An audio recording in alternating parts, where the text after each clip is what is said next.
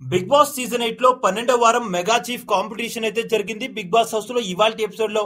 ఇక ఈ టాస్క్ లో భాగంగా హౌస్ మేట్స్ అందరూ కూడా పార్టిసిపేట్ చేశారు మెగా చీఫ్ రేస్ లో. జనరల్ గా అయితే ప్రతి వీక్ ఎవరైతే టాస్క్ ఆడి కంటెండర్షిప్ గెలుస్తారో వారు మాత్రమే మెగా చీఫ్ రేస్ కి అర్హత సాధిస్తారు. కానీ ఈ వారం అటువంటి టాస్క్లు ఏమీ లేదు. ఉన్నదల్లా ఎంటర్టైన్మెంట్ టాస్క్ ఇంకా ఫ్యామిలీ వీక్ నడిచింది.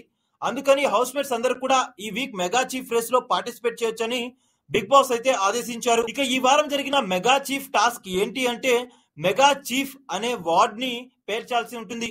అంటే మెగా చీఫ్ అనే వర్డ్ యొక్క స్పెల్లింగ్ ని ఆర్డర్ లో అరేంజ్ చేయాల్సి ఉంటుంది ఇన్ టైమ్ లో. ఇక ఎవరైతే ఫాస్ట్ గా ఆ వర్డ్ ని ప్రాపర్ గా అరేంజ్ చేస్తారో వారే ఆ టాస్క్ గెలిచినట్టు. ఇక అందరికంటే ముందుగా అందరినీ బోల్తా కొట్టించి అవినాష్ టాస్క్ ని గెలిచేశాడు.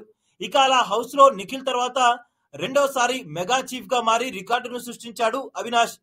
అయితే ఈ టాస్క్ లో నిఖిల్ కావాలని ఓడిపోయినట్టుగా అనిపించింది. మెగా చీఫ్ అయితే ఆటోమేటిక్ గా నెక్స్ట్ వీక్ సేవ్ అవుతాం, అలా సేవ్ అయితే గనక డెఫినెట్ గా ఓటింగ్ అనేది దెబ్బతింటుంది అంటూ నేను నామినేషన్స్ లోకి వెళ్లాలని ఆడినట్టు ఆడాడు నిఖిల్. ఇక అలా మరొకసారి అవినాష్ మెగా చీఫ్ గా మారడం జరిగింది బిగ్ బాస్ హౌస్ లో. నిఖిల్ తీసుకున్న డెసిషన్ కరెక్ట్ డెసిషన్ అని మీరు అనుకుంటున్నారా? అవినాష్ మెగా చీఫ్ అవడంపై మీ అభిప్రాయం ఏంటి?